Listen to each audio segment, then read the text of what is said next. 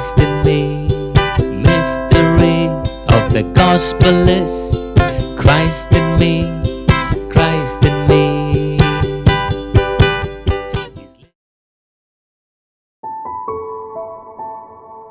The book of Isaiah, chapter 51, verse number 1, 2, 3. Come, everyone who thirsts, come to the waters, and he who has no money, come buy and eat. Come buy wine and milk without money and without price. Amen. Such a beautiful scripture. Come, everyone who has no money. Need not lift your hands. Those of you who have no money during pandemic, those who got your pay cut during pandemic, those of you who've lost your business opportunity during pandemic. The Bible says, those who have no money, come buy and eat. Come buy wine and milk without money and without price. Wow, what a statement. Come buy without money, without price. It says, come buy wine. At that time when Isaiah was written, wine was the expensive commodity. The more aged the wine is, the more expensive it is. So the Bible says you can come buy the expensive things without money. Amen. Glory to God. So it has very deeper meaning. I remember getting this revelation few years back when I read this scripture. Few years back when I saw this, when it says, come, those who have no money. I was super excited that, you can just go to God and receive everything. But this message is not complete if you don't understand new covenant. When you understand new covenant teaching, only then this scripture will make complete sense to you. Because it says, come with no money, with no price. Without price, you can receive money, receive luxury, receive abundance, receive everything that you have been waiting for.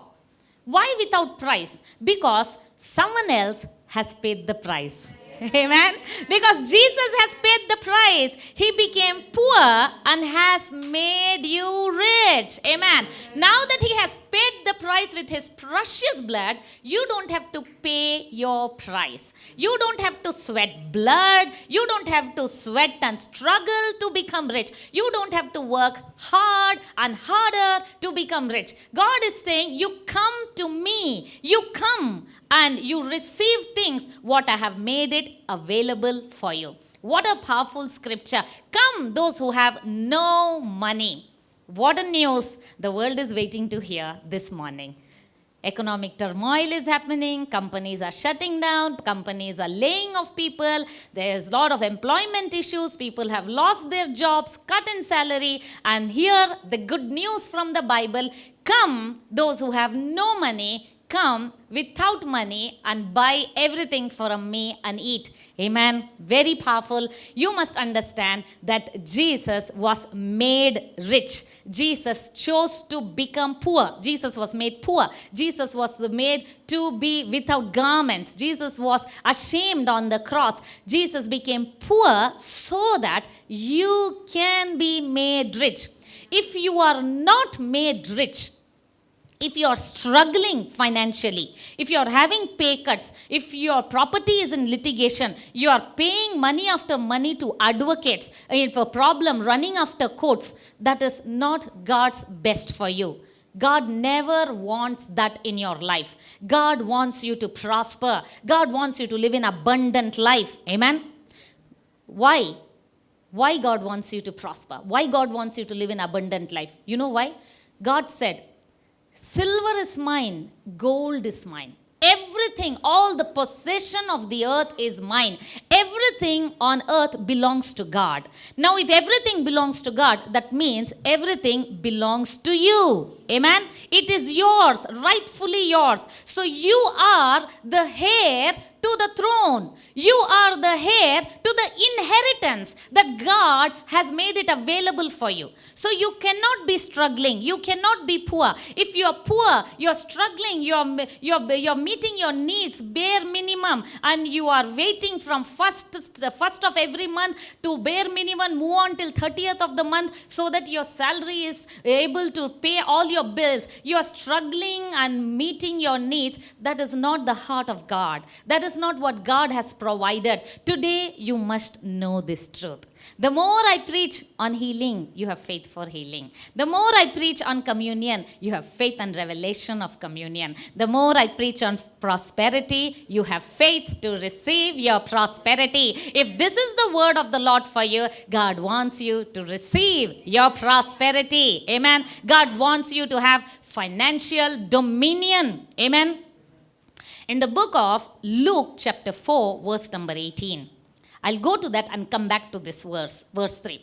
In Luke chapter 4, verse 18, if you see, when Jesus came to the synagogue, the first sermon that he delivered in the synagogue, it's the same portion taken from the book of Isaiah chapter 61. So Jesus came, and it was not an accident that he wrote. Nothing is accidental. Jesus is Almighty God, strategically very well planned. Jesus came and opened the book of Isaiah, the scroll of Isaiah, which is mentioned in the book of Luke 4:18. It says, "The Spirit of the Lord is upon me, because he has anointed me to preach the gospel to the poor. He has sent me to heal the brokenhearted." And the verse goes on. For many years, I had this question to God, asking why the Bible says that he has come to preach good news to the poor and then heal the brokenhearted. As a teenager, I was able to understand healing for a broken heart, because that was my greatest need. So I wanted healing for a broken heart, which God's word has provided.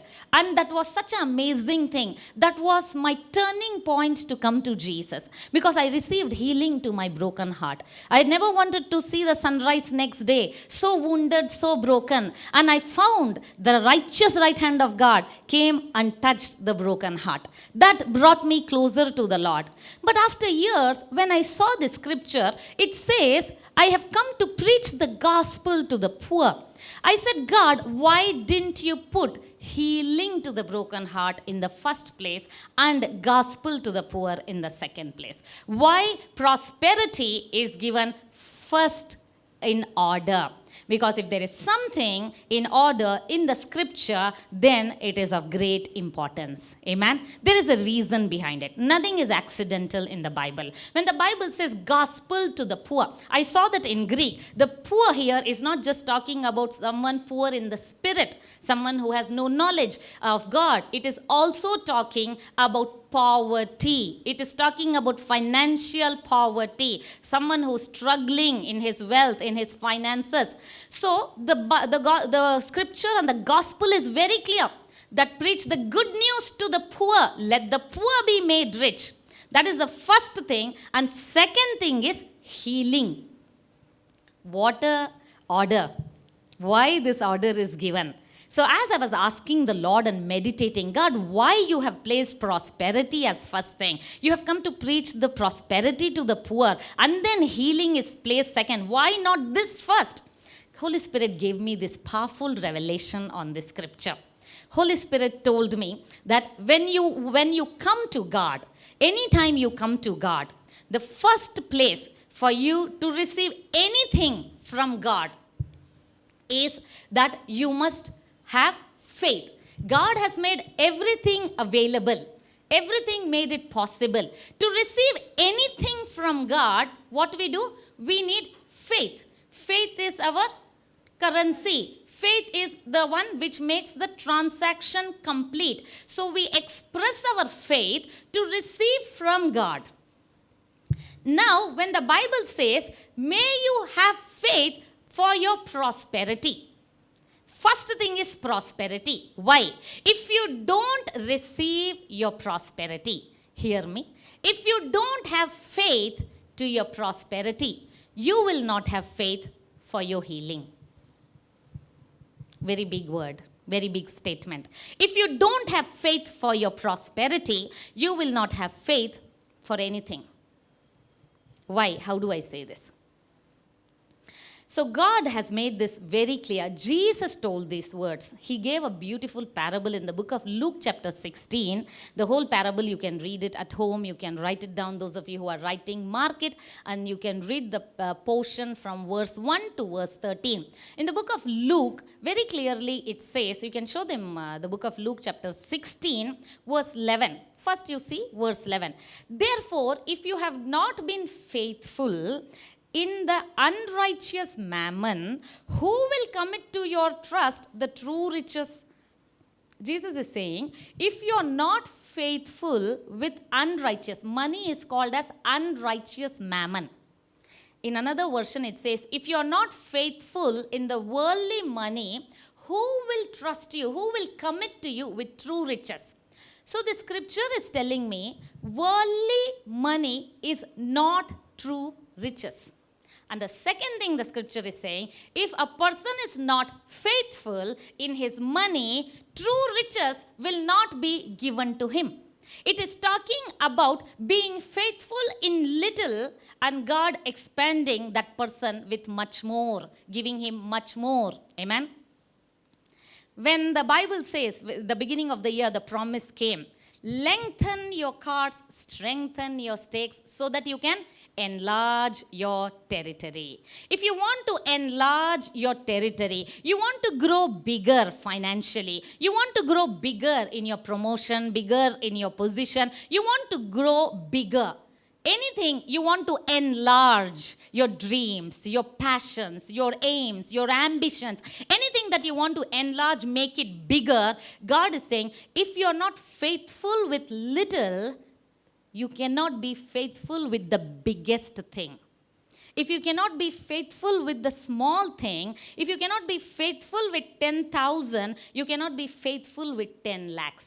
You cannot be faithful with the smallest thing, cannot be faithful over the biggest thing. Now that we are enlarging our tent, because God has told to enlarge our tent, lengthen our cords. So now we are enlarging. We have to lengthen our cords. So what we must do? We must focus on the little things. If you are faithful in little, only then you can be trusted with much more. These words were told by Jesus, Luke 16:10, the previous verse of this scripture. Very powerful. Look at this verse. He who is faithful in what is least is faithful also in much.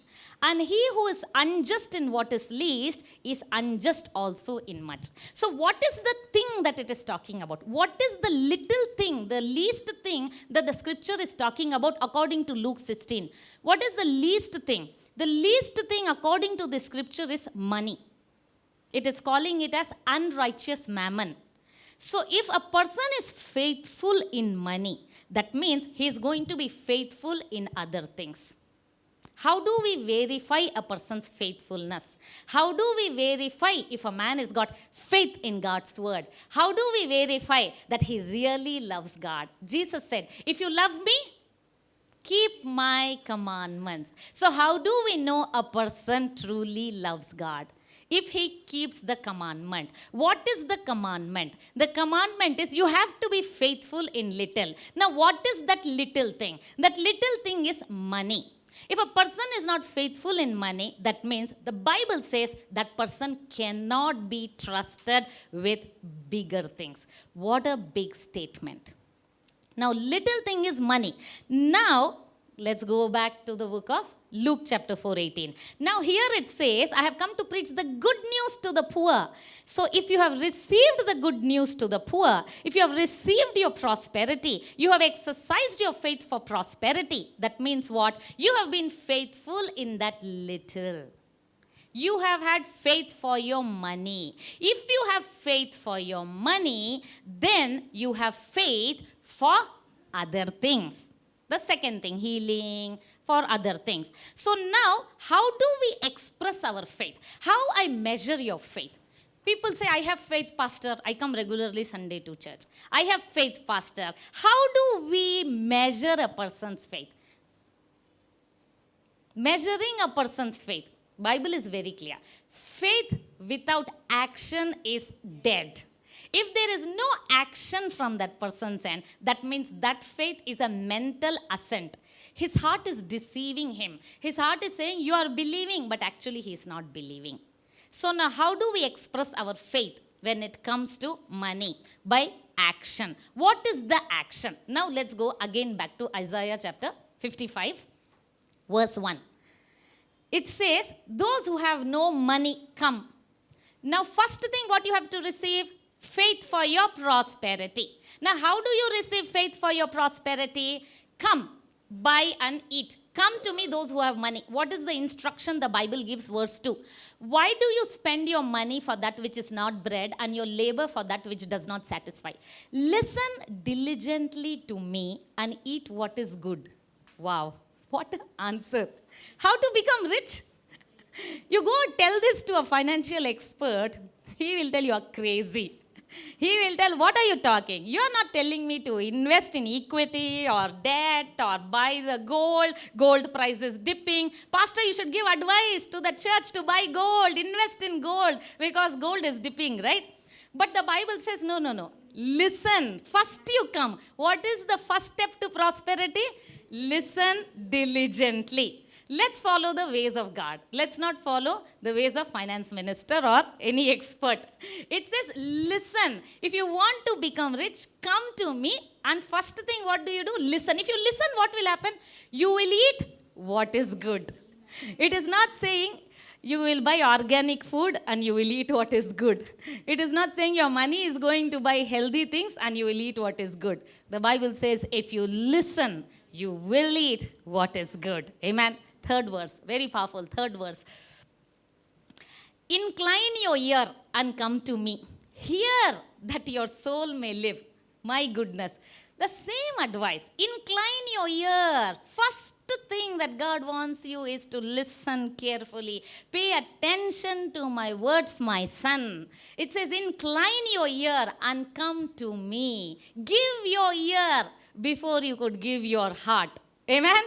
When you give your ear, for sure you will give your heart. How many of you understand that? Amen. Those of you who were in love, who got married, first thing what you gave? You gave your ear, kept on talking on the phone. Kept on talking. When you gave your ear, eventually you ended up giving your heart. That's exactly the wrong mistake Eve did. What Eve did? She kept on listening to snake. He came and he kept on talking. If she would have not even heard him, she would have not got into deception. It's very important whom you are listening. All the young people, listen to me. Don't hear unnecessary things. Unnecessary person, cut the call. If it's a necessary person, then you continue the conversation. Because when you are hearing, you will surely end up giving the heart. So that's why the Bible says, give your ear. How beautiful God is. God is not saying, come give me your heart. First thing God is saying, give me your ear. He who has ear, let him hear. So how many this morning will say, God, I give you all my ears. I give you my ear. I listen to you diligently. Amen. Incline your ear, it says. Incline your ear that your soul may live. My goodness, what a big statement. You want your soul to live, you have to give your ear to the word of the Lord. You want your soul to live. In the 3 John 2, it says, Beloved, above all things, I wish that you may prosper and be in health as your soul prospers. Even in 3 John 2, it says, Beloved, I wish above all you prosper. Prosper is first word. Second word is that you may be in health. So I was like, God, what is this order? First be in health. First prosper and then be health. And the solution is as your soul prospers. So now what is the solution according to 3 John 2? The solution is again, soul prosperity comes how? Soul prosperity comes by hearing. Hearing the right messages, hearing to epignosis, hearing to precise and correct information. It all begins with hearing, and it's not one-time event. It is continuous tense. When you see in Greek, it talks about hearing and hearing and hearing. It's a loop, hearing and hearing. So you cannot live on yesterday's hearing. You cannot live on yesterday's faith. I heard 2 years back the message on prosperity, so I will live. No, you have to continue to hear. Amen. Continue to keep hearing. Amen. You need your hearing today. Amen. So it's very, very important for your soul to live. Look at this. Next line. I will make with you an everlasting covenant. My steadfast, sure love for David. Now, what is this everlasting covenant it is talking about according to the book of Isaiah 55? The everlasting covenant is Isaiah 55. When you see deeper, it's talking about salvation. What is that you come and buy and eat without money? What is that? Who will understand this in Old Covenant? Without a work, without doing anything, you buy from God and you take it from God. That is talking about New Testament. That Jesus went through so much agony, went to Garden of Gethsemane, went through trauma, went through stress, went through pain, so that today you don't have to go through trauma, stress, pain, long working hours. Things will come easily to you. Amen. You have to believe this. What you believe is what you receive. Amen. So Jesus suffered so that things will come easily to you. You don't have to struggle to become rich. To become rich is what you believe. Your riches, your prosperity is your inheritance. Amen. What is inheritance? Things what you have not worked for. It comes from your father, great-grandfather. So Jesus has left inheritance to you. Amen. Jesus has given you the inheritance by paying the price on the cross. Amen. So God calls you heir, and Jesus is the heir and you are the co-heir. So God calls you heir. That means all the inheritance of the Father is yours. Now, how do you receive that inheritance? How do you receive that money? First thing you receive by hearing the word and believing. You hear it that all inheritance is mine. Wealth and riches are in my house. There is much treasure in the house of righteous. When you believe this, then inheritance begins. Why? This is God's heart. Show them Psalm 35, verse number 27. May those shout for joy and rejoice who take delight in my vindication. Amen. Do you delight in his vindication? Yes. And may they say continually, the Lord be exalted who delights in the prosperity of his servant. According to New Covenant, what you must say continually, the Lord delights in the prosperity of his children. Shall we all say continually? Because the word of God says, what is the word of the Lord saying? The Lord delights in the prosperity of his children. Personalize it. The Lord delights in my prosperity. The Lord delights in my prosperity. The Lord delights in my prosperity. Amen. And you must say continually. Don't stop it. Keep saying continually that Lord delights in your prosperity. God wants you to have financial dominion. Don't say, God, don't give me more so that I will not become proud. Don't give me less so that I will not curse you and be angry with you. God, enough what you have given to me. I am very happy, very satisfied. If someone says, I am very happy with what I have, I am very satisfied, let me make a very strong comment. You are being selfish. If you say, I'm very satisfied with what God has given, you are being selfish. What do I mean?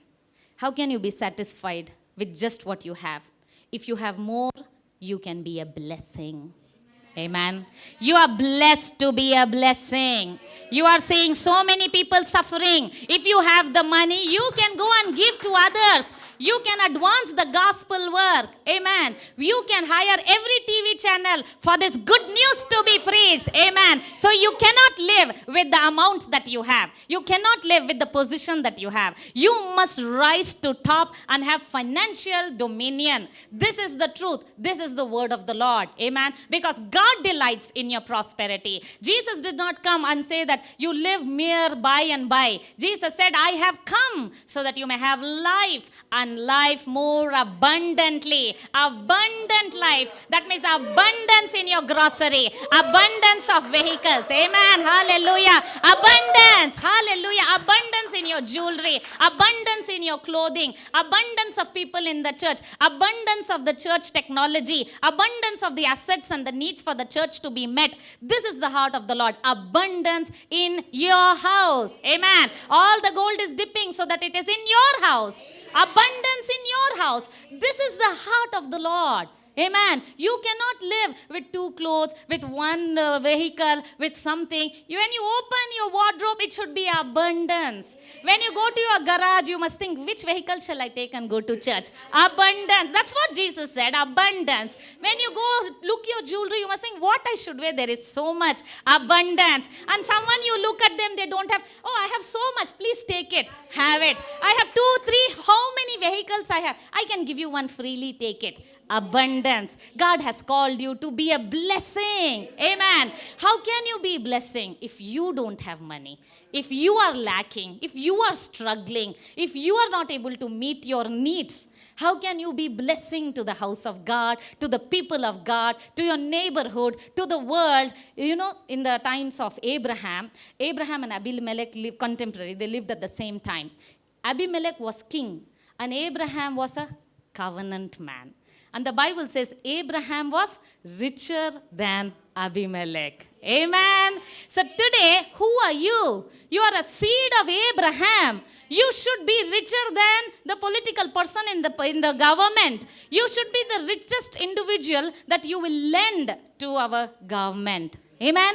That is what the word of the Lord is. Because if you be in Christ, you are seed of Abraham. First thing, get it in your mind that God wants you to prosper. God's desire is to prosper. God wants you to have abundance. Remove the religious mentality where people say money is the root of evil. Please correct the statement. Money is not the root of evil.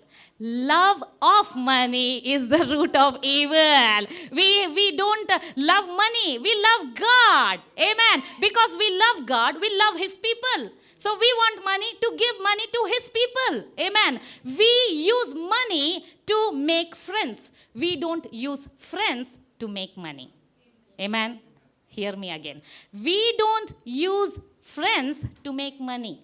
We use money to make friends. Amen. You have money, go give gifts to people. It opens doors. Heart of man is open. You have greater say in their life to tell our God is a good God. Our God has prospered me, so I'm in a position to give you. What a beautiful thing. What a wonderful thing the Lord has done. So when the Bible says this is least, what is the meaning this is least? That means if you cannot trust with this, if you're not having faith for this least, what is it, this faith for least? What is the concept of not being faithful in money? Let me elaborate. You must get this concept today because I don't want anybody in forgiven generation to be poor, in lack, and borrowing. We are called to be lenders. We shall lend to nations. Amen. This is our right and we are going after it. Amen. Heaven suffereth violent and the violent take it by force. We will take this by force. Wealth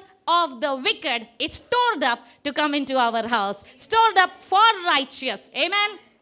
Amen. That's why the Bible says, seek ye first the kingdom of God and His righteousness, and all these things will be added unto you. The Bible says, seek ye first. First seek. That's what? Hearing God. First seek Him. First thing you do is hearing, listening, coming after God, wanting to know Him. Seek ye first the kingdom. Many people stop there. Seek ye first the kingdom. Second thing, and His righteousness. You have to also seek His righteousness. Please understand this. What is that seeking His righteousness means? Seeking His righteousness means you are not righteous by your works. You are righteous by the works of Jesus. You are not healed by your works. You are healed by the works of Jesus. Similarly, you are not rich by your works. You are rich by the works of Jesus. Seek that righteousness. Pursue this truth. Get a deeper revelation of this, that you are already rich. When you keep hearing that you are already rich, when you keep hearing that God has already blessed you, God has already prospered you, it does a shift in your thinking. And when you align yourself properly like the moon to the sun, everything is easy. Amen. Glory to God. So it is the shift in your thinking. First thing, you must seek the kingdom of God and His righteousness, and all the things will be added. Everything is added. This is the word of the Lord. This is what God wants you to have. All things added. Now what I must do? I told clearly it is a covenant in the previous verse I showed you in the book of Isaiah 55 verse 3, it's an everlasting covenant. Now what is this covenant? Covenant means it involves two parties. That means one is my part to do, the other one is God's part to do. Has God done his part? Amen. Everything he has done, there's nothing that he has to do. He does not have to give you anything more. He has given you all things in your spirit. Ephesians 1:3. All things are in your spirit. Now, what can I do? What should I do to get into this? Pastor, again you're telling to do. Are you talking about the works? Again, back to performance? Hear me. I'm not talking about works of law.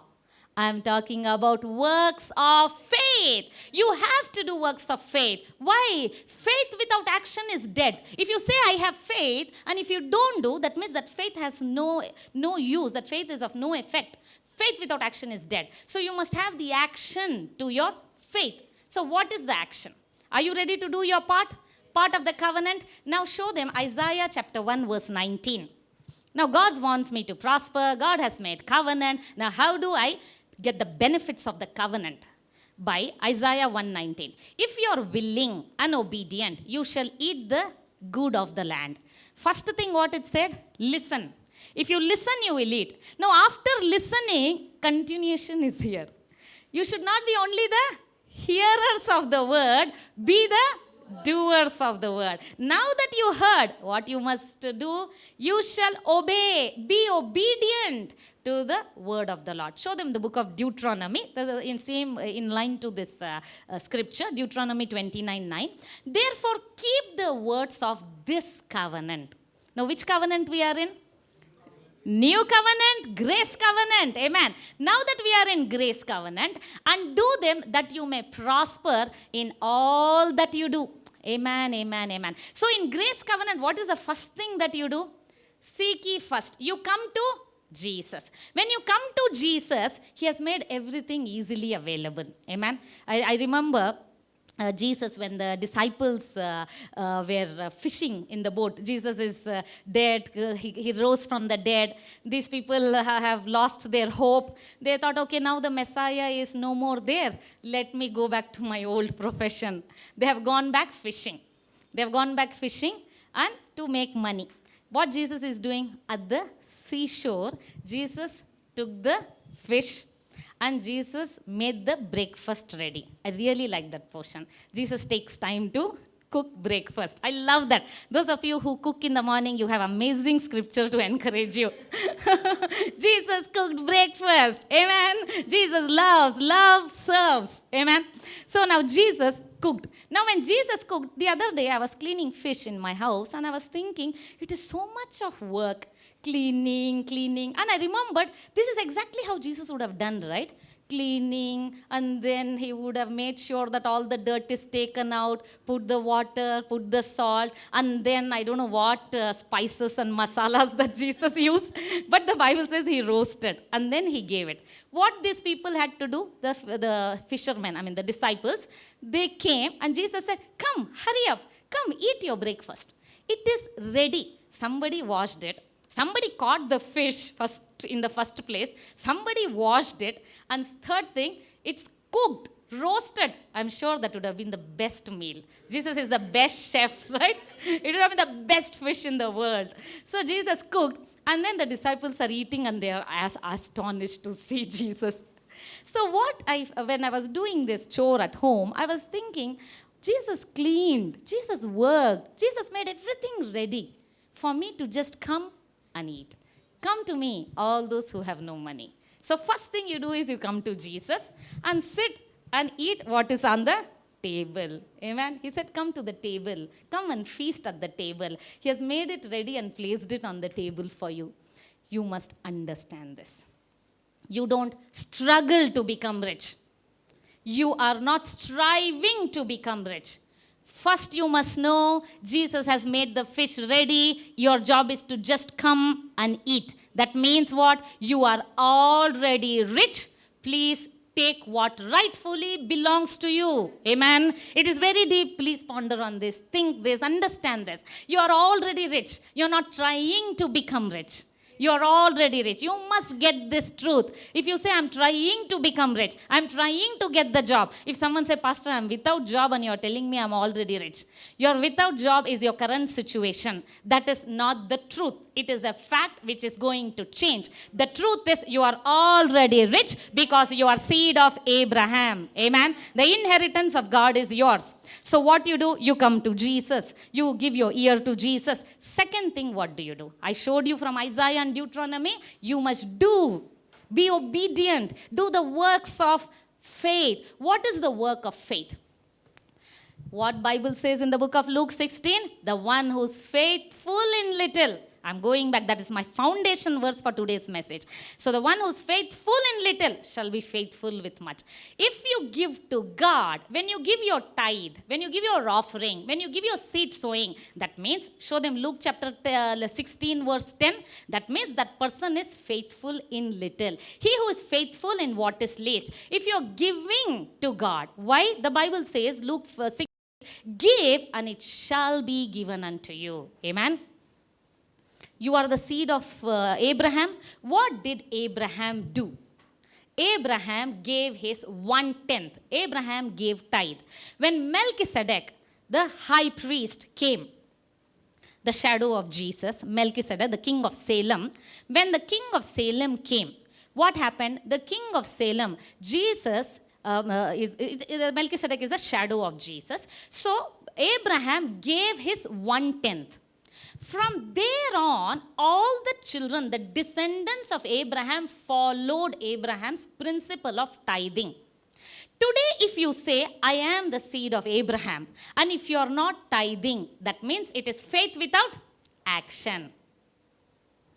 The Bible says, if you are seed of Abraham, you will do the things of Abraham. How did Abraham become righteous? When you read the book of Hebrews chapter 11, the Bible calls him as father of faith. It says, righteousness was credited to Abraham. How righteousness was credited to Abraham? By faith.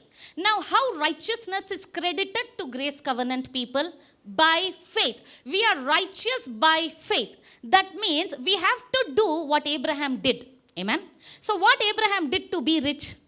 He gave his tithing. You want to be rich like Abraham? Give your tithing. The Bible says if you are not following the least thing in the money matter, if you are not following, that means you don't have faith, because that's the first thing. That means you don't have faith in God. You're not trusting God for your provision. Let's not be in mental assent. Let's know that God, your word says, I just settle it. I just do it. Be faithful. So when you give to God, giving to God is not just some kind of a law that you are following. We are in Grace Covenant, it is not a law. Giving to God is a heart issue. Giving to God is a trust issue. Are you trusting God? When you give to God, that shows, are you trusting God to provide for your tomorrow? It is such a powerful act. A person who does not give, it simply means his trust is in money. He's thinking, who's going to pay my bills? Who's going to take care of my savings? Who's going to take care of my future? His trust is in money. The one who gives to God, his trust is in God. Amen. It is a very powerful thing, giving. You can show them that scripture, Malachi chapter 3 verse number 10. Bring all the tithes into the storehouse, that there may be food in my house. And try me now in this, says the Lord of hosts. When you see in King James Version, it says, test me in this. What a powerful statement. God is saying, test me in this. Try me in this. Try me. Give to me and see. That's what God is saying. And what is he saying? I will, if I will not open for you the windows of heaven and pour out for you such a blessing. Amen. I have to explain this in the light of New Covenant. Now, if you think, if I give to God, only then God is going to make me rich, is a wrong understanding. God has already made me rich, so I give to God. Now, why I give to God? It is my heart issue. It is something to do with my trust. Now, I trust God. God has told that God will open the windows. Now, my tithing is not going to open the windows, because Jesus died on the cross, has already opened the windows, but my wagon is going to be full only when I give. Windows are open, but it is not going to fill the wagon unless I give. Because giving is faith. Faith is very, very important. All the promises of God are given to us by grace through faith. If we don't have faith, we cannot obtain it. So how do I express my faith to God? By giving my tithe, by becoming the part of the covenant. It's an everlasting covenant. I'm part of that covenant. So I show, when I'm giving, I'm telling to devil, I am seed of Abraham. I'm telling to the universe and principalities that I am a covenant man. By giving, I get into the covenant. I believe in this covenant. It's such a spiritual act. You know, giving is act of worship. Giving is act of your faith. Giving is trusting God. Amen. When sometimes you make up your mind, you say, I'm going to give tithe, I'm going to give my offering. That month you will see your motorbike will fail, your child will fall sick, all the problems come after you. Devil is just trying to tell you, you gave to God and you lost all the money. You gave to God, your savings has failed. That month you will see lot of things happening. You all are laughing. That means you all have experienced, right? When things happen, that the moment things happen, you know what I have made a motto in my life. Whenever I see that the shopkeeper has cheated, taken extra money from me. Sometimes we do the Swiggy payment and by mistake it goes of double payment. So the devourer, when the devourer is trying to do such things, you know what you must do? We must slap the devourer, right? How do we slap the devourer? My way of slapping the devourer is I give more. I say, come on, let me log into my account. Now let me make sure this money goes out of the account. I give more. Whenever I see that I have sowed a crop, I am waiting for a harvest. When we do farming, I'm waiting for a harvest. And the harvest is not up to the mark that I have expected. I think, devourer, this is what you're trying to do. I have to slap you. So I have to give more. When I give more, no, he's like, oh my God, this person is believing. And he is going mad. You know why? He knows I have sowed the seed. Amen. I have sowed my seed. And the Bible says, as long as there is heaven and earth, as long as there is heaven and earth, there shall be seed time and harvest time. If I have sowed my seed, then time is my best friend. As time is passing, my seed is germinating. My seed is growing. Amen. All the tithe that you have given. If anyone seated over here, anyone listening to me online, if you are saying, Pastor, I have given my tithe regularly, but I have not seen my prosperity. Why? God's principle cannot fail. If you have not seen prosperity, there can be only two reasons. You have given to God and yet not seen prosperity. Two reasons. Number one, you have not believed. You have not understood. You've been giving as works of law. If you're giving as works of law, it will not have its result. You have to give as works of faith. So you have not believed. So how do we believe? What should I believe? Keep listening to the words of God. I have preached a beautiful sermon on manifesting money. You can listen to that. 7 principles of manifesting money. Give your ear. Go look into that message on YouTube. Listen to that. Try to learn from that. Give your ear. First thing is believing. Second thing what we must do. Why, if you have given and yet not seen prosperity? Second thing is that you have sowed the seed. Seed for sure. It is an incorruptible seed. For surely the seed is growing. Surely the harvest is ready. Now harvest is ready. What you must do when harvest is ready? You have to cut. The Bible says when the harvest is ready, immediately put the sickle. So you must swing the sickle. Amen. You must swing the sickle. How do you swing the sickle? What is sickle? Sickle is a sword. Now the Bible says the word of God is a double-edged sword. The sword is not in my hand. The sword is in my tongue. So what I do? I swing. Hebrews 4:12 says the word of God is alive. The word of God is active. The word of God is sharper than any double-edged sword. It is so sharper that all the harvest is cut and it is brought into your house. It is so sharper. So use the word of God. Every day swing the sickle. Say continually, it says. It does not say yesterday, say only Sunday morning. It says, say continuously, the Lord delights in the prosperity of his children. Lord delights in my prosperity. Keep saying, whatever you have sowed, keep saying. Say, God, thank you that you have given me money. Thank you, all my tithe, everything that I have trusted and given you is increasing, is multiplying. It's coming with so much of interest. It's coming with so much of abundance harvest. Amen. When you're giving to God, when you see that Malachi 3:11, see, it says, I will not allow the devourer to touch the plant. What is that? See, now God is neither allowing. Okay, God is never allowing. The meaning of that is, when you give to God, you are putting a hedge on your money. I worked in insurance company. We pay a very small premium to get a huge cover, right? Here, when the Bible says, when you are giving your 10% to God, you're covering your 90%. It's an insurance to your 10% because you got into the covenant. Now, what is yours is God's. Now, how can devil touch God's money? If you don't give to God, it is not God's money. Amen. Are you able to relate? When you give to God, you are saying, God, this is your money. I get into the covenant like Abraham. The moment you give to God, wow, it is so powerful. So now that God has told that no devourer, nothing shall touch you because you have got into the covenant. God never allows any bad thing to come near you. But you have to position yourself. You have to align yourself. You have to get into your place of manifestation. It is very, very powerful. You must declare. You must swing the sickle. You must confess the word. Very, very important. I want to share one testimony from our church. One of our brother, he's there in the service. Pavan got the job. During pandemic, it's so difficult to get the job, right? He got a very good job, a very restful job. He has a work-life balance where he's able to do his ministry, he's able to work, take care of his family.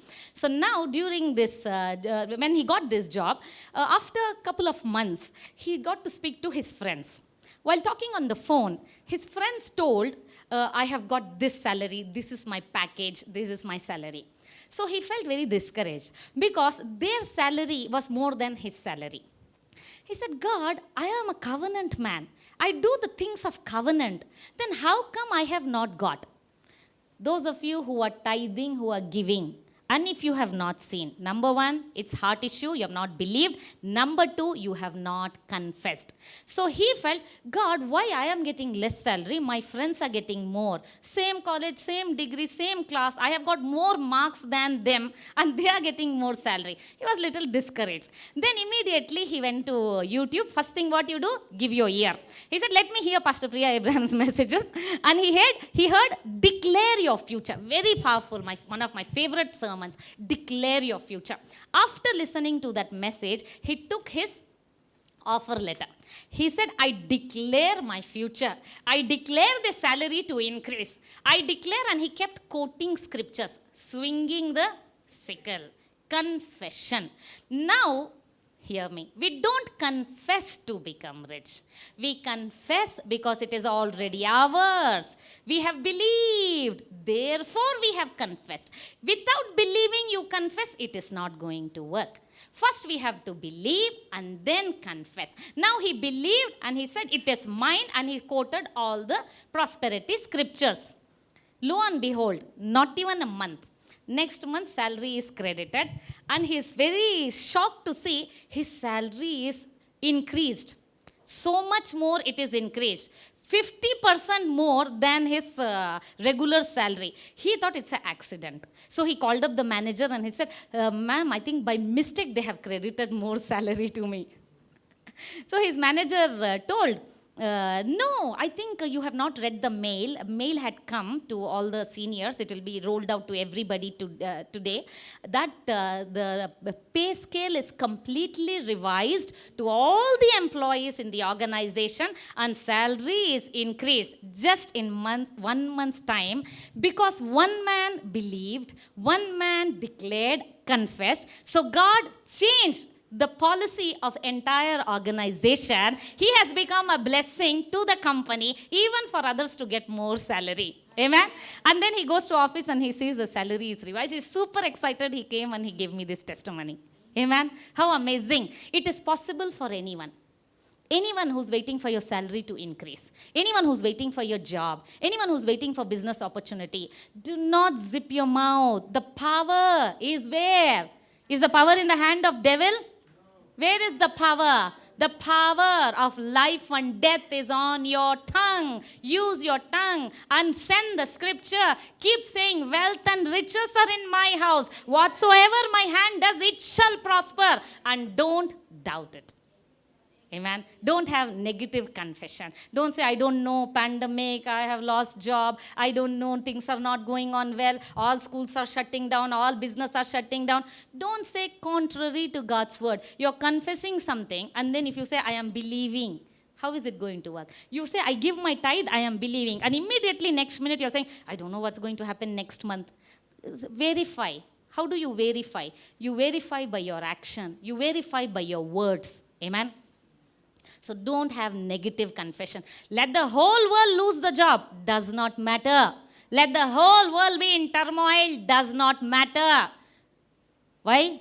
God has promised amazing thing. I want to show you. I don't want to quote. You read for yourself. All of you please read along with me. Exodus chapter number 8 verse 23. Shall we all read together?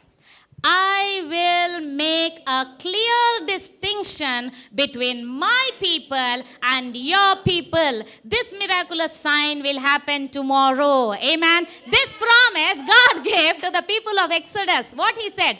I will make a clear distinction between my people and the world. The world may have financial crisis, but I do not belong to the world. I am in the world, but I am not of the world. I don't go by the economy of the world. I go by the economy of the kingdom. Amen. My king is still on the throne and he pays it very well. Amen. Glory to God. So you always say, God has promised me, I will distinguish, I will make a clear distinction between me and the world. Amen. Keep saying, God has made a clear distinction between me and the people. So you are going to be blessed over and beyond and above you could ask or imagine. This is the promise of God. This is what you have to believe. You cannot say that everything is going down. Looks like next year I will not have money. No, how can you say that? How can you say things negative to God's word? You say God has made clear distinction. I am going and rising to the top. Like Isaac, I am becoming richer and richer by day. This is what I choose to believe. Amen. Let me give recap of 3 points that I told this morning. First thing, God wants you to prosper. So what is that God wants you to do? To give your ear. Number 1, give your ear. Number 2, you have to obey. How do you obey? By giving your tithes, giving your offering. It's act of worship. Jesus saw when the people came with the offering to the temple, Jesus saw the widow giving the offering. That means who's watching the offering? We are not giving to the church, to the pastor, to the organization. We are giving to Jesus. Because giving in the hand of Melchizedek. And who saw the offering? It says Jesus saw what the widow gave. So Jesus is seeing. You know what is he seeing? He's not seeing the amount, the currency, dollar or rupee. He's seeing your faith. Because it's related to faith. It's related to trust. He's seeing your faith. He's seeing your faith. Amen. Jesus sees faith. Amen. Faith is a substance. It can be seen. Jesus sees faith. Amen.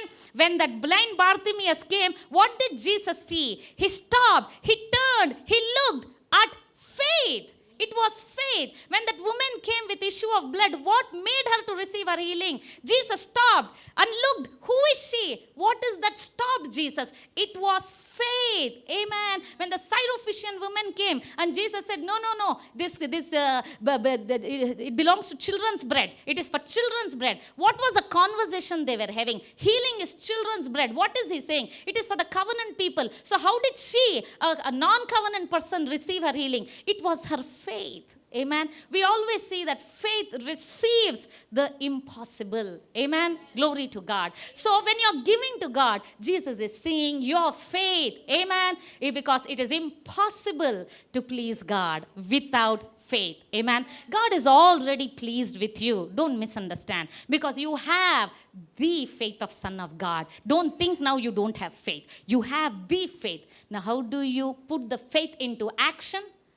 By committing to your mind, making a commitment in your mind and doing the action. Unless you do the action, your faith is not in action. Your faith is a noun. You believing is a verb. Faith is noun, you doing, you believing is a verb. So noun and action, your faith and action, verb has to go together. Then you will see manifestation. Amen. This is the heart of God for Forgiven Generation. God wants all of you to prosper and raise to top, have lot of financial money, prosperity in your house, so that you can be a blessing to the world, blessing to everyone around you. Now this message has come to you. That means what? You have faith today to receive that. Receive that and continue to raise to top. Do not be discouraged. Don't go by what is happening around you. Don't go by the news and media. Just believe God has promised me He will make distinction. How it happens? I have to believe and things are going to come to me easily. Fish is ready. Just come and eat. Amen. Praise God for His word. Amen.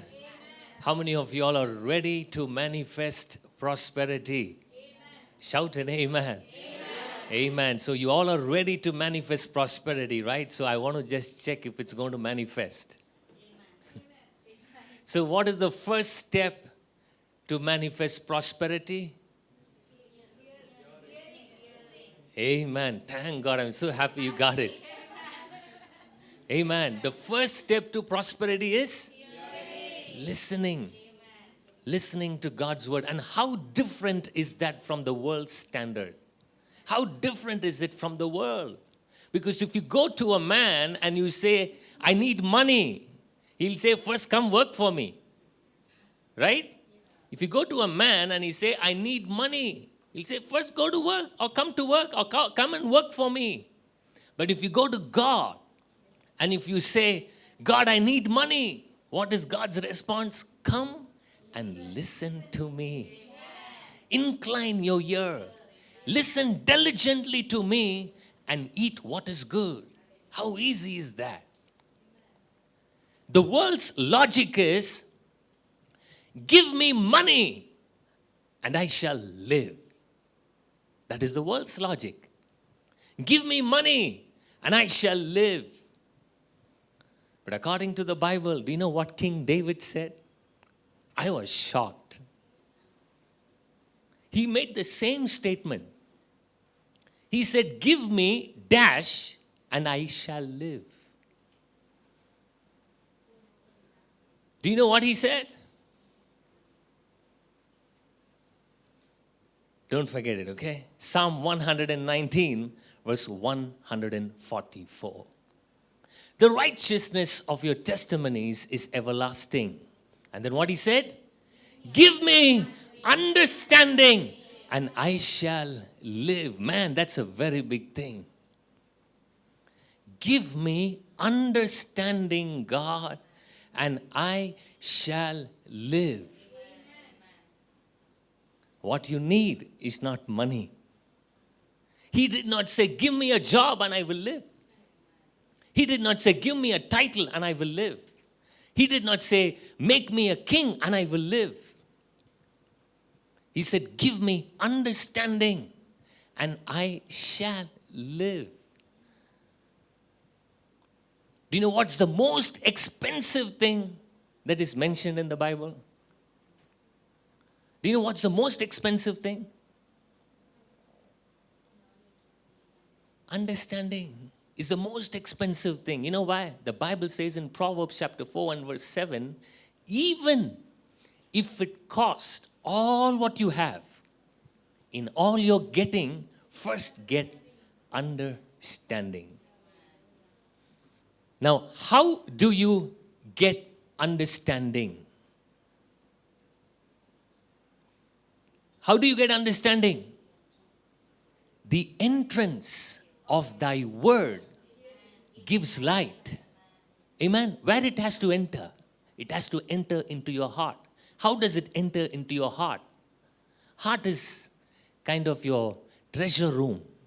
It is like, but so to keep the treasure safe, you have to keep it in God. So where does the God stand? God stand at the entrance, right? If you allow the God to stand in your bedroom, then what is the use? By then everything will be gone. So how does it enter? It enters through your ear gate, eye gate, mouth gate. All these are entrances to your heart. The Bible says, the entrance of thy word gives light. The moment his word should gain entry into your heart. His word should gain entry. The moment his word gets entry into your heart, what does it do?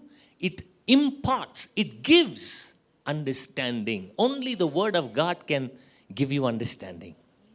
Amen. Once it enters, it enlightens you and it gives understanding. To whom? It gives understanding to the simple, not just to the educated or the literate or the scholars or a mathematician. No, it gives understanding to the simplest of the simple person.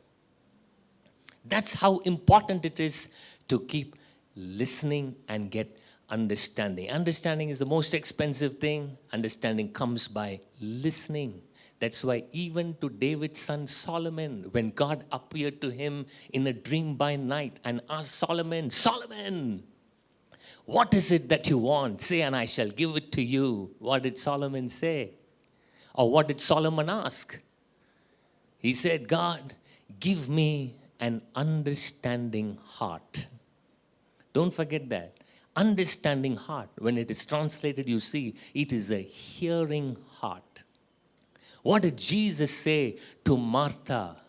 Martha, Martha, you are upset and worried about many things. But only, how many things are needed? Only one thing is needed. That you sit down at my feet and listen. Can you see? One thing is needed. See, God is really not a partial God. God is impartial. He's the same to everybody. Just because, the Bible says, just because you're a son of a billionaire does not mean that you can live. Forget about being a son. Even if you're a king, if you don't have understanding, you cannot live. You'll be in frustration. Because King David was a king. He's a king. And he said, give me understanding, otherwise I cannot live. So, listening.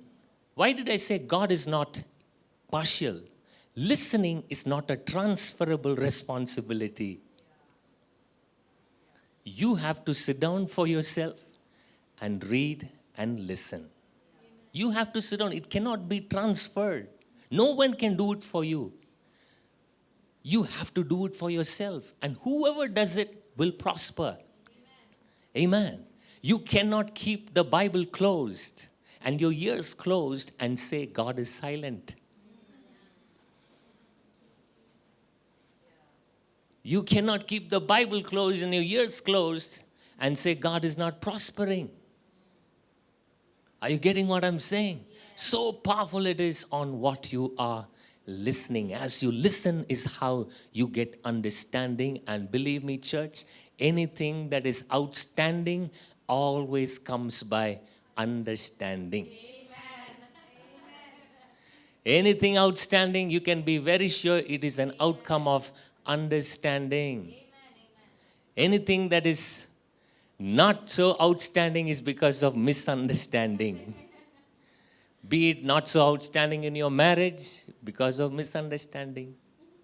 Be it so not so outstanding in your finances or in your eating or anything, it is because of lack of understanding. That's why the Bible says, in all you're getting, get understanding. Church, you might have made a lifetime of wrong choices. You might have made a lifetime of poor choices. But the good news that I have for you this morning is it takes only one right choice to undo all the wrong choices. I'll repeat that.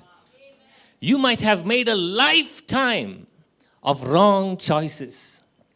You might have made a lifetime of poor choices. But the good news, God is so gracious, and God is telling it takes only one right choice to undo all your wrong choices. The one right choice, that one right choice is choosing God's word as the final authority.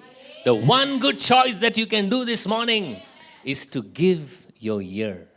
Amen. Incline your ear, and you shall eat what is good. Amen. We believe you were blessed by this message.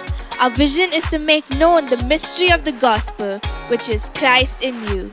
You can be a blessing by partnering with Priya Abraham Ministries to share this good news. To partner, visit priyaabraham.org/partner.